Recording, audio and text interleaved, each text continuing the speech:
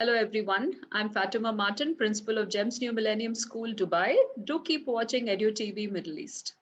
Hi, this is Debika Chatterjee. I'm the Director Principal at JBC and International School, Mumbai. And keep watching EDU TV. Greetings to everyone. A warm welcome to Mr. Chetan, Ms. Pallavi, and Dr. Sharda.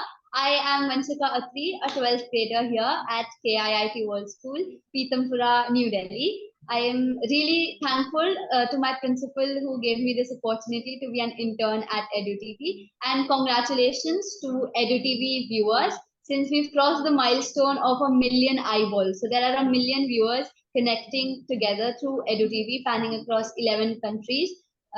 So I would welcome Mr. Chetan Prasad, who is founder and director of Prayogics, and his wife, Ms. Pallavi Chetan, who is also the co-founder and director of Prayogics. And I welcome Dr. Sarada Chandrasekharan, who is principal at Whitefield Global School, Bengaluru. So I welcome all of you, and let's have this interactive session about AI and robotics. We'll have 12 to 15 minutes by the clock. So I hand it over to you, Mr. Chetan and Dr. Sarda. Yeah, thank you so much, Vanshika. And I really wish you all the best for your future. Your enthusiasm Thank you very much, sir. contagious, and I hope I'll take the session with the same enthusiasm. So thank you very much. Good morning, everyone, and good morning, Dr. Sharda Chandrasekharan, madam. So I'm Chetan Prasad. And ma'am, actually, before this meeting, we went through some of the videos in Edu TV where you have given the interviews and some of the discussions. So what really caught our attention is like your receptiveness towards technology and how you are more like receptive to new technologies. So it was really fascinating to see that.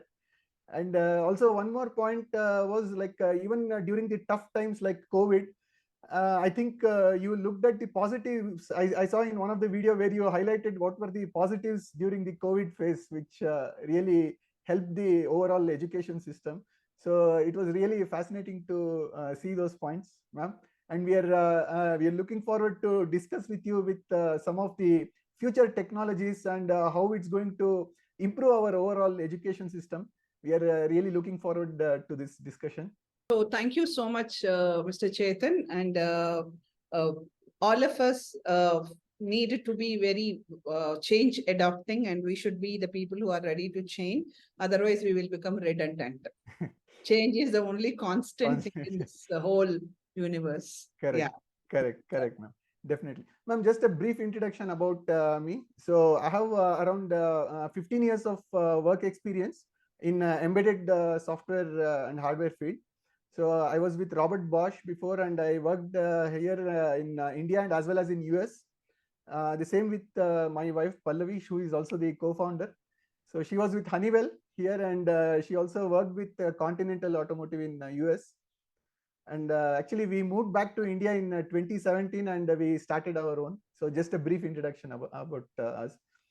And ma'am, I would like to start this session with a question wherein the generation which is coming into the education system now, they are so much into digital things already. Like even before they start schooling, they are already exposed to a lot of gadgets and technical stuffs. So in the curriculum, what do you think is the right age for us to introduce them about the details of some of the technology, ma'am? Like what's behind this technology, some basic building blocks. So what do you think is the right age to start in the schools, ma'am? To be very frank, Mr. Chetan, that when you look at a right age of it, it changes very drastically. Mm-hmm.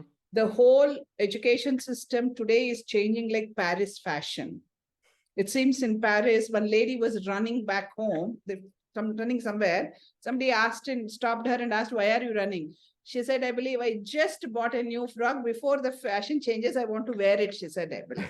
Okay, so the Paris fashion, how it changes, or now you look at Indian fashion trends, how it changes, the education system is changing like that. Mm-hmm. The whole entry of technology has happened a long time back.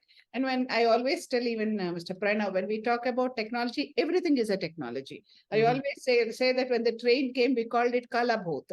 We did not accept the train, but today we cannot live with that. It is our lifeline. Okay, when radio came, when we were listening to radio, there was a fixed time by my parent that you cannot see more than this much of listen to songs more than this much of a time. Today, radio has become redundant. I don't know who is listening except when we are driving. So then what I say is that today, if I give this new phone of mine to my grandson or my granddaughter, who is just 1 year old, or my grandson, who is 8-year-old, from the time he's 3 or 4 year, 2-year-old, they'll be the first one to explore. They will know what I do not know. In fact, my grandson tells me how to use this, which I use it for a very, as far as he's concerned, I have wasted money on this. So this kind of a generation, when it is there, we need to, like how we introduce food to the children, no? Like she will be knowing that first food we give is only milk. Then we go for a semi-solid, then we go to the solid. We don't feed the chicken on the first day. Okay, so we always take them in a very staggered and we slowly introduce. So same thing is applicable to learning. All we need to do with the children with technology or usage of technology is whether it is grade 1, whether it is grade 12. Gradually from the day when they are using technology, today technology is there everywhere. Okay. Now, day before we had a lovely session and there was the CEO, I think Data Pro, I think I should be sure about that. He spoke that how AI is going to take over the whole lot of world. Okay, how it is going to be there in every job and what we need to do as the schools to prepare the children for future. Okay, and if that is the future, I cannot stop the children from entering the technology world, number one. Now, age appropriately. I'm not saying that teach them coding from LKG. No, can't do that. But we cannot stop them from speaking about coding. Number one. So there's a difference, teaching and speaking, exposing them to that, number one. Number two, every time, like when you are having Diwali, when you have a toddler crawling, you tell that you stop the child from touching the fire. Yeah. And even if it hurts the child's feeling at the time, you do not allow them to touch the fire. Am I right? You tell them that if you touch, it will hurt, your fingers will burn. In the same way, when we are talking about technology from age appropriately, from the whatever the age we are starting, maybe some schools want to start from 1st standard, some schools want to start from 6th standard. It all differs. It is all based on contextuality. I'm living in Bangalore.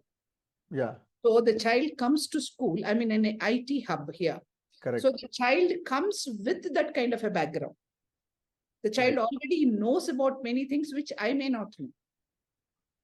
Child waits there to prove that I don't know. Because I tell you one classic example before I go further. There was a time, I'm talking about 2010. First introduction of tab-based learning came. So I said that, he said they have to buy the tab and all the assessments will happen through the tab only. And we have ensured that nobody can, there is no hacking, that cannot happen, they cannot take the photos, nothing, blah, blah, blah. This is hack proof. And they will use it only for assessments. 2010. Then I said, okay, after he proved, then we told the parents, some parents said that, no, we have already the tab, so we will take that. Then we took given it to the one. These people have removed everything. They tried to make it hacker proof. Okay. First 3 months went off well. After went off well is what my feeling is. Okay. As the institutional head at that time. After completion of 3 months, one day around 10 o'clock, a father walked very angrily into my room with the tab. And he said, I dropped my son. He came late. Okay. For some reason. And he left this tab. Today is his assessment. I want to give him. So when I took the tab, I saw all that apart from what it should be there in this tab. You told me that it is not hack proof. But look what all things are there. And it has everything. Even the photographs of girls were there. And it was a 9th standard child. So it has YouTube, everything. Got it. So I was very upset. So I called the whoever gave us this. So I gave him a showdown. Then we did little bit of an inquiry. Then we came to know one boy in 9th standard, I'm talking about 2010. Okay. That's 13 years ago. Yeah, yeah. One boy took this tab to his neighbor who is a software engineer. Oh, okay. And he told that actually we want to do a new program and this has been locked. And my teacher is struggling to open. Can you please help me to open? So that software engineer helped him to open and he told how he has done. Now this boy made a YouTube. He has spread the news to everybody how to hack this. Now they have released it. The whole school, whoever was having this tab, were doing that. Now I had to stop the tab. Okay, now before I did anything, poor people, whatever they have spread the news that it is a hack proof. Hacked by whom? A 9th standard child who was critical. I mean, he had critical thinking, creative thinking. Correct. Okay. So now what I'm saying, children are like this.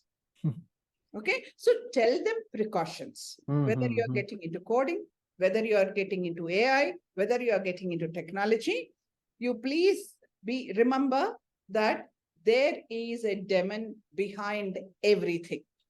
And be cautious of the demon, because your footprints, even if you try to erase, are permanently left there. So in our future, when you want to go to colleges, they are checking your social media footprints, your footprints in all these technical areas. And if you have made by mistake also any by default, any negative remark, that will hamper your admission. Correct. So you are being watched.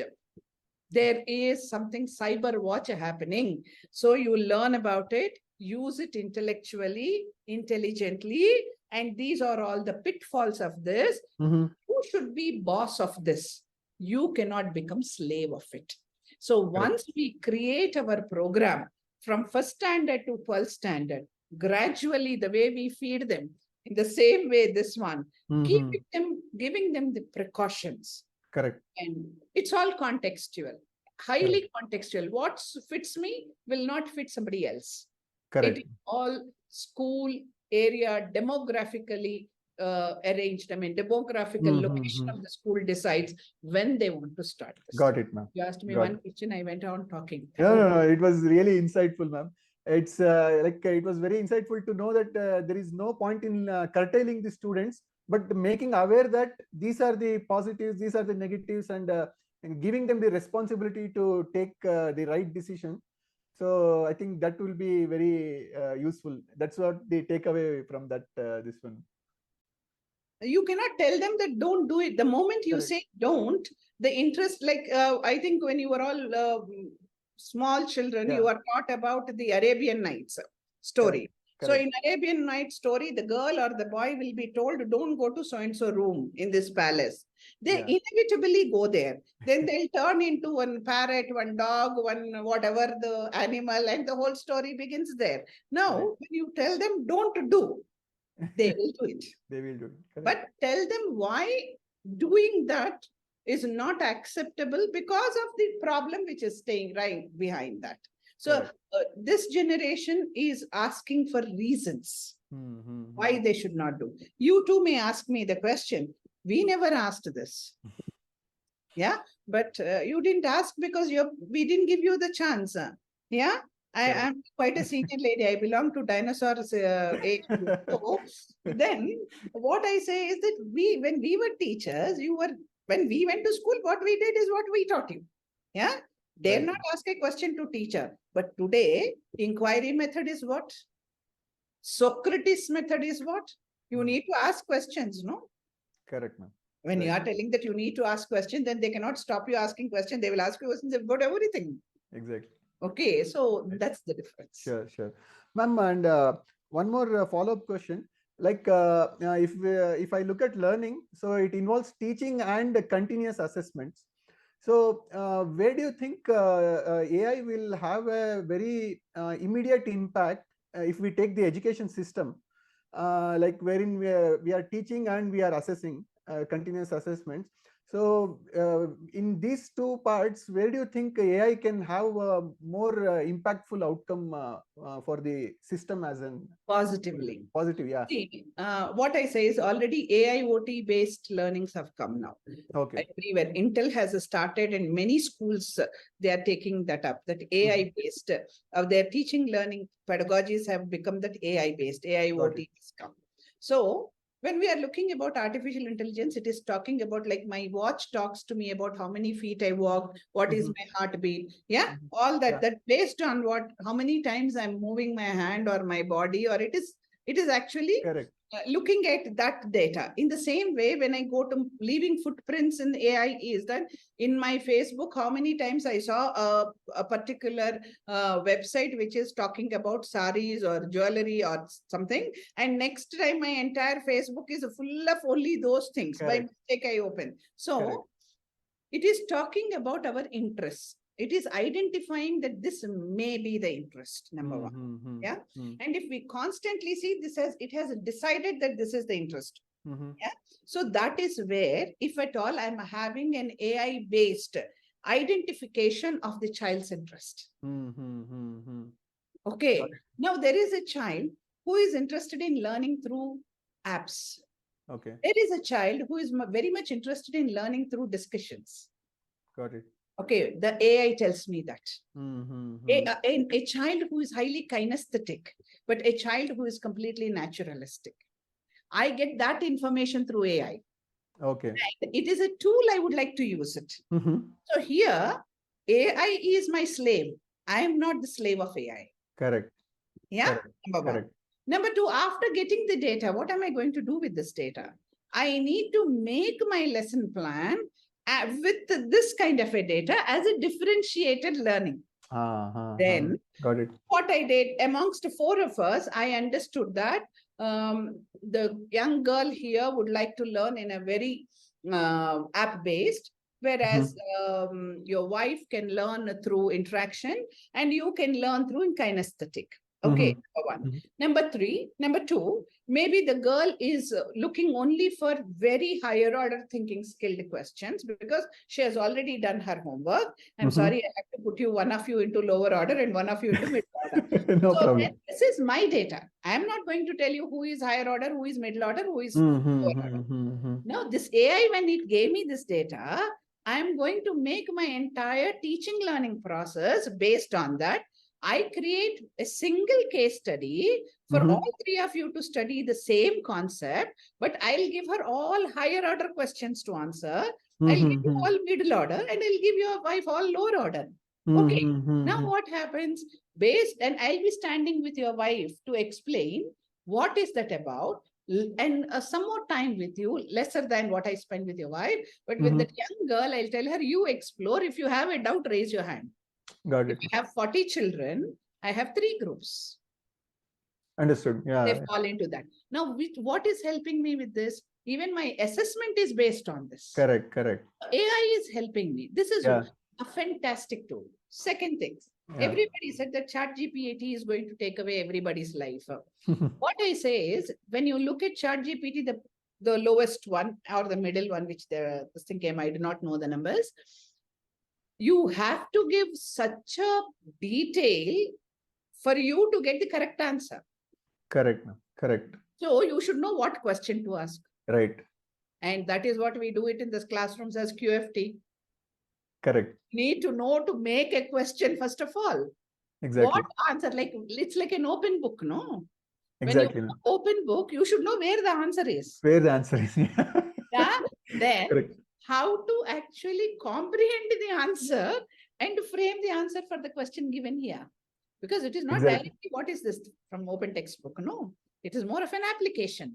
So or more of analysis, more of evaluation, more of synthesis, or more of creativity. So what will I do with the data which is there in the textbook unless until I can do that? Correct.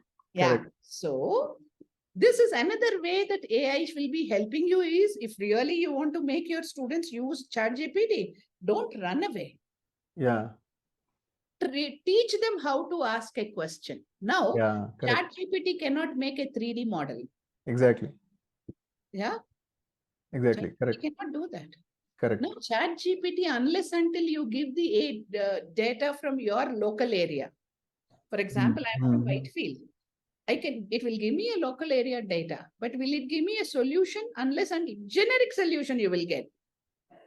Specific solution related to this area, which is Kadugudi, or that area, which is there at say Sametanahalli, how will it know? Unless until somebody gives that, they give you a generic. Sametanahalli is this. But Sametanahalli may have higher rich people. Sametanahalli will also have poor people. My question is about SDG, about hunger. So how will I use the local data? I need to give a right question to ChatGPT. So make use of that. Second thing, ChatGPT gives you a very generic answer. I want a very specific answer. Correct. Unless until they promote to the next level. So to promote, to go to the next level, they need to spend money. Their parents will not accept it. Correct. Correct. Yeah? So what I'm saying is that the tools are there. As a teacher, I should be intelligent to use that, number one. Number two, I always say one thing, that if you are not ready to accept the change, you will become redundant. Always the change comes like a tsunami. It will not give you time, I'm coming. It will always come like tsunami. Correct. And when tsunami comes, you have to decide either to float or to get drowned. If you get drowned, you will become history. If you float, you are the history writer. So you decide what you want to be. Correct. I have decided at the age of 61, I am not going to get drowned, but I will write the history. Right. That means I have to adopt every change rather than running away. So I will use AI in my classroom. Yeah. Use AI as an administrator, the strengths of my teachers. Identify the strength of my teacher. Identify the interest of my teacher. Identify the area where the teacher needs a hand holding. Before, I need to sit in the class to observe. Correct. I can use an AI tool. Wherever I am, I get the fantastic data. Report. And then you can make decisions based on that. Yeah. See, that's what I'm saying. We will get, we had that session on AI and all those technology. He said that I'm not scared. In 2040, what will happen? Because when I went to school in 70s, 60s, 70s, and 80s, my schooling and college, everything got over. We were only taught what was there. But we are doing very well in life only for one reason. We are being taught to take up adaptability. Correct. Be ready for change, accept the change, number one. Number two, have your own creative thinking. Your creative thinking makes you stand out. I always say that if you want to be like tomato chili sauce, then you should be different. You cannot be like 100 people walked on the path that I walk on this. No, I'll be the one who will take the path less traveled so that I will create the path. That is your creative approach. Third thing is, if we put in the same kind of acceptance, adaptability, critical thinking, collaboration, which was not there in my generation or your generation, but required now because they are all nucleus families, not like us. So I'm from a big family. So teachers slapped and spoke. My father said that his teacher walked into the class, generally slapped 5 children and sat down every day. So that he said, any day you will make mischief anytime and I have to get up. So better I do that before itself. We can't do that now. Correct. So there is an innate acceptance and learn from failures, resilience, all things came. Now it is not there. So we need to build all this along with acceptance of change, learning the new skills. I'll tell you one more thing which has come now. There was one World Educators Conference went on. So there, the Skill India head, I think he's the one who spoke. He said, in 2040 onwards or 30 onwards, the kind of skills the children require or the people require is completely job-based. That means I'm doing this job now, okay, teacher's job. My teacher's job is not the teacher's job which I am talking, but is a different teacher job, facilitator. And this job for this 6 months expects this skill. Okay. Next 6 months expects some other skill. Mm-hmm. So I should be ready to learn the skill, deliver, take one step back, learn the new skill Okay. as per the requirement and deliver it. Mm-hmm. And he said, in the whole country now, it is only a film industry which is doing like this. Okay. With every project, they are developing a new skill. Mm-hmm. And none other industry in this country are changing the skills so rapidly and learning new skills rapidly as the film industry. This was his studies. So I feel that if that is what is there, that means the first thing I should know is at one point of time, I should take 2 steps behind, learn a new skill, again, take up the job, finish the job, and be ready to again learn. So I'll become a lifelong learner. Fantastic. Yeah. Fantastic. I spoke too much. Yeah, no, I mean, very, very insightful. I mean, the key point I would like to highlight is like the AI should enable the schools to encourage individual learning. That's what I got to know, if I'm right, ma'am. So that the school can adapt their curriculum for an individual student and give a personalized Correct, sir. experience. So Correct. if I'm right, ma'am, what? Correct, you're bingo, sir. Right, bullseye. Sure, thanks. Ma'am, if you have just 1 minute, just one last addition. Like now this, before we used to think of technology as separate and arts as separate, ma'am. But I think AI is mixing everything together. Like even if you are a musician, I think going ahead, you can't be a good musician without knowing the right AI tools. Or if you are a painter, you can't be a good painter without AI tools. So I think this is bringing art and technology much closer than before. That's what I feel. What is your thoughts about this? Technology has become the main carbohydrate of the food. See, if some doctor tells you eat only salads, still you add little bit of millet, still you add some kind of barley, still you add some kind of wheat to it. Yeah. Without that, we can't eat. That's the most important component of the food. Like that, without technology, we cannot survive. See, the changing skill is that. Like if I have to survive in this field, I need to adopt to technology. I need to know, and I always believe that I should be self-sufficient. So that what happens tomorrow, if somebody tries to tell me that this is not the way, then I'll know a basic minimum thing that what I have done is right or wrong.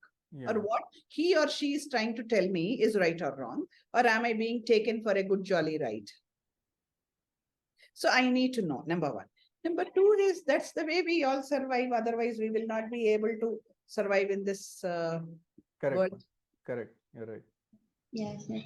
So thank you very much, sure. Mr. Chetan and thanks for your Dr. extra time. Sorry if I took a couple of minutes more. Sorry. No, it's all right. It's all right. In fact, it was very interesting for me to listen to the viewpoints of Dr. Sarda and how Mr. Chetan, you just molded everything out. We started with Paris fashion and then we moved on to how technology should be adaptive and how we should mold technology and technology should not mold us. So it was definitely a very interactive and informative session. In fact, this is my first session as an intern. So I do think that my first session was very informative to attend. And with this, I would really like to present a vote of thanks to all three of you who joined us because Mr. Pranav told me that now we have to sum up. Sure. Thank you so much. I really love you all for giving me this opportunity. Thank you, Pranav. I really enjoyed talking. And thank you to both of you for listening to me. Thank you so much, ma'am. I couldn't talk much with you, but one thing I know is you are a very good storyteller and you are receptive of all the new things and how to implement successfully. She being the young participant who is the stakeholder of all the discussion what we are doing for the upcoming generation. So we would love to do more such things so that we get to know the younger Gen Z generation opinion as well as the experienced people like you. What do you think about implementing in the ongoing technology, ongoing education? We are very glad that we got this opportunity to talk with both of you. Thank you so much.